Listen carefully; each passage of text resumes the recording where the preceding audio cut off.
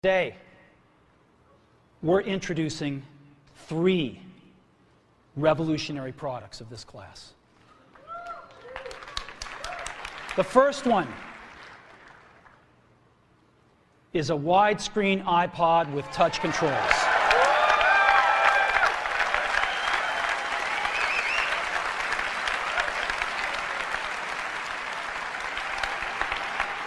The second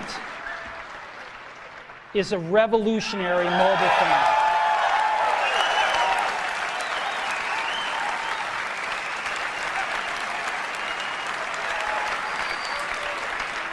And the third is a breakthrough internet communications device.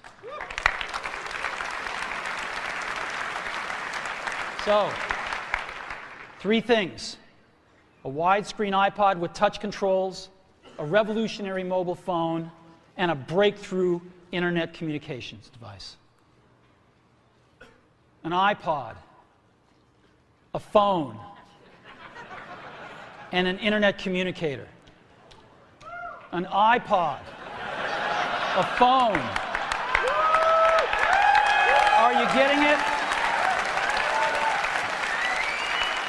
These are not 3 separate devices. This is one device.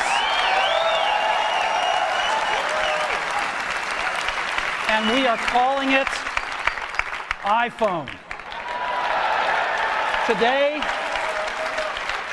Today, Apple is going to reinvent the phone. And here it is.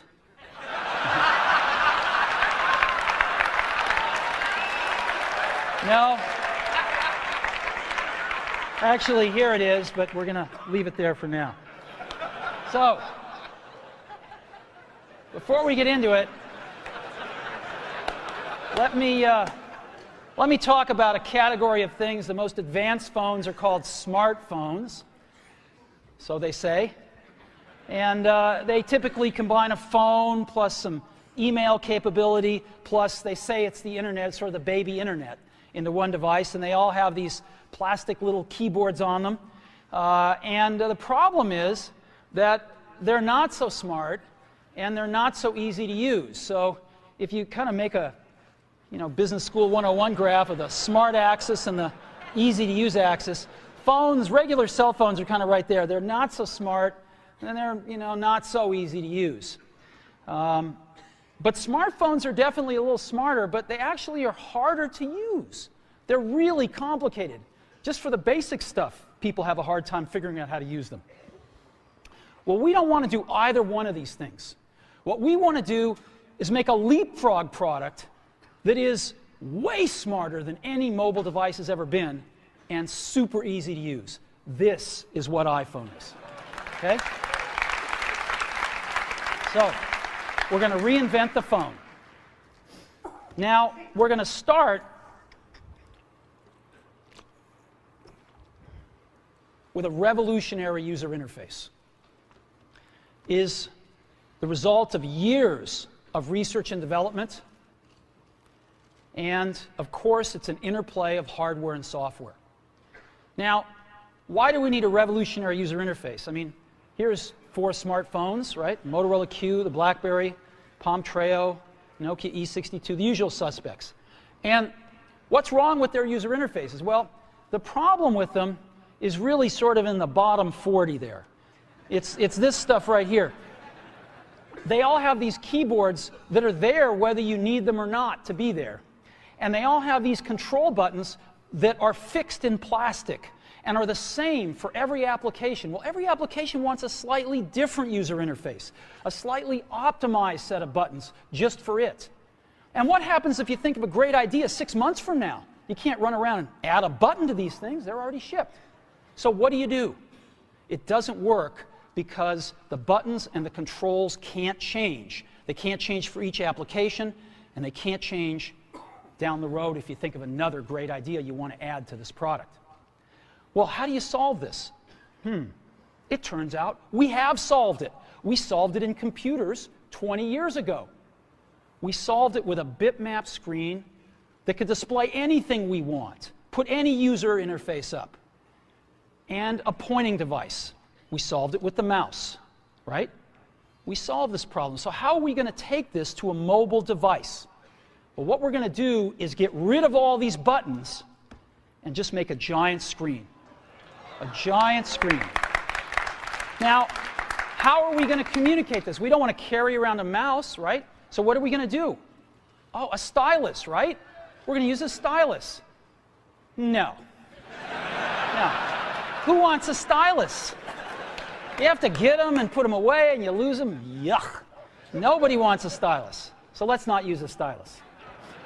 We're going to use the best pointing device in the world. We're going to use a pointing device that we're all born with. We're born with 10 of them. We're going to use our fingers. We're going to touch this with our fingers. And we have invented a new technology called multi-touch, which is phenomenal. It works like magic. You don't need a stylus. It's far more accurate than any touch display that's ever been shipped. It ignores unintended touches. It's super smart. You can do multi-finger gestures on it. And boy, have we patented it.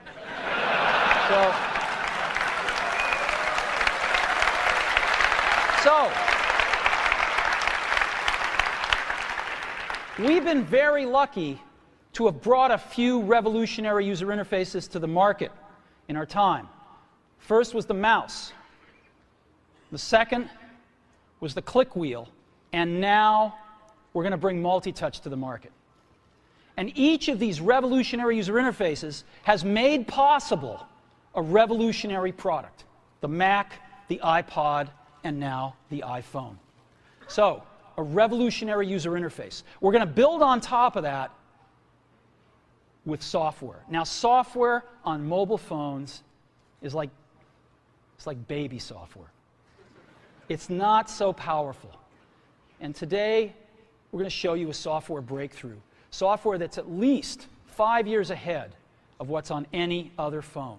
Now, how do we do this? Well, we start with a strong foundation. iPhone runs OS 10. Now,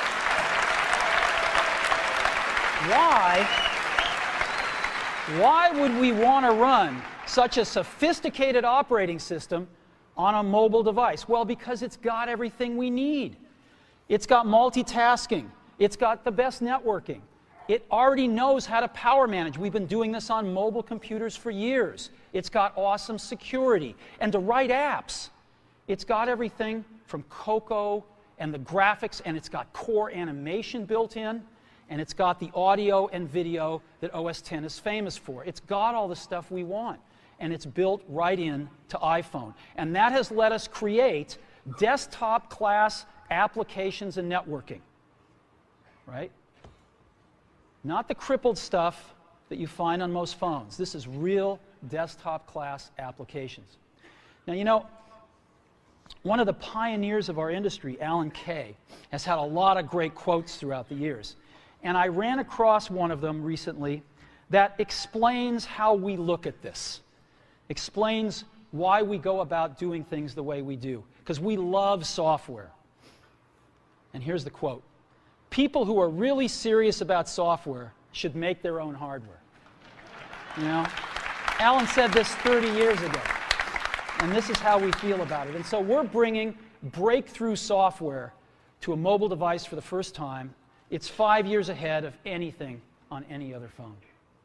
The second thing we're doing is we're learning from the iPod, syncing with iTunes. You know, we're going to ship our 100 millionth iPod this year, and that's tens of millions of people that know how to sync these devices with their PCs or Mac and sync all of their media right onto their iPod, right?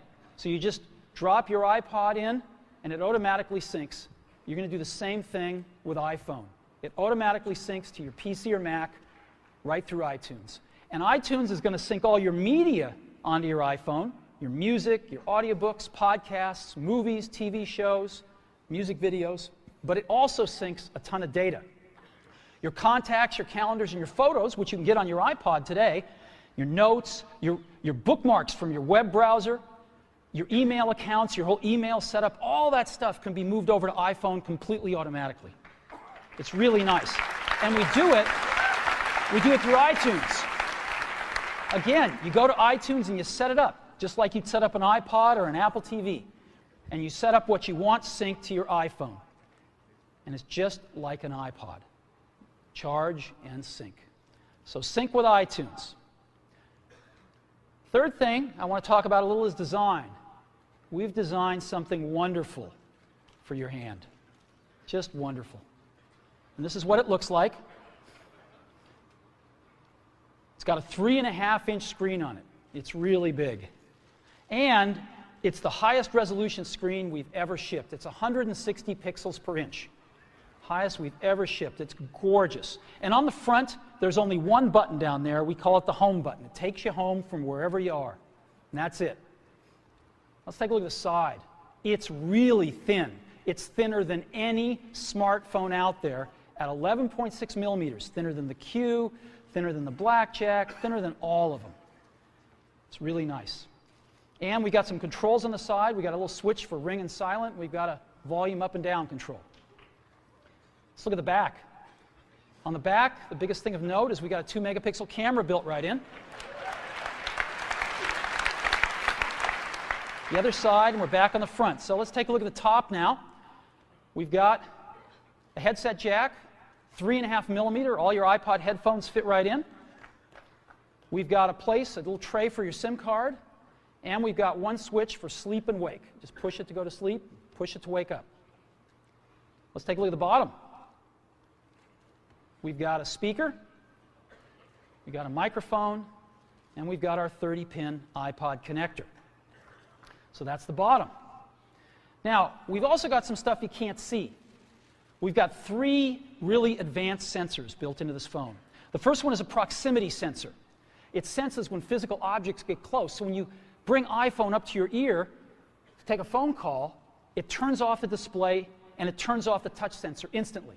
Well, why do you want to do that? Well, 1, to save battery, but 2, so you don't get spurious inputs from your face into the touch screen. Just automatically turns them off, take it away, boom, it's back on. So it's got a proximity sensor built in. It's got an ambient light sensor as well. We sense the ambient lighting conditions and adjust the brightness of the display to match the ambient lighting conditions. Again, better user experience, saves power. And the third thing we've got is an accelerometer, so that we can tell when you switch from portrait to landscape. Use laptops and smartphones now. Everybody uses a laptop and or a smartphone. And the question has arisen lately, is there room for a third category of device in the middle? Something that's between a laptop and a smartphone. And of course, we've pondered this question for years as well. The bar's pretty high. In order to really create a new category of devices, those devices are going to have to be far better at doing some key tasks. They're going to have to be far better at doing some really important things. Better than the laptop, better than the smartphone. What kind of tasks? Well, things like browsing the web. That's a pretty tall order. Something that's better at browsing the web than a laptop? Okay. Doing email. Enjoying and sharing photographs. Video, watching videos. Enjoying your music collection. Playing games. Reading ebooks. If there's going to be a third category of device, it's going to have to be better at these kinds of tasks than a laptop or a smartphone. Otherwise, it has no reason for being. Now, some people have thought that that's a netbook.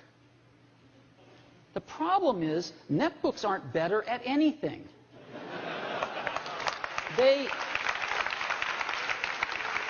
They're slow, they have low-quality displays, and they run clunky old PC software.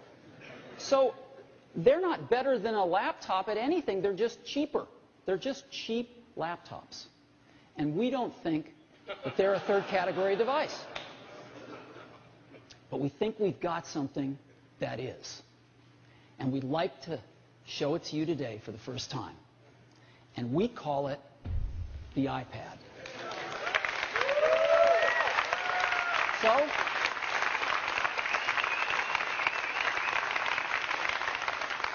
let me show it to you now.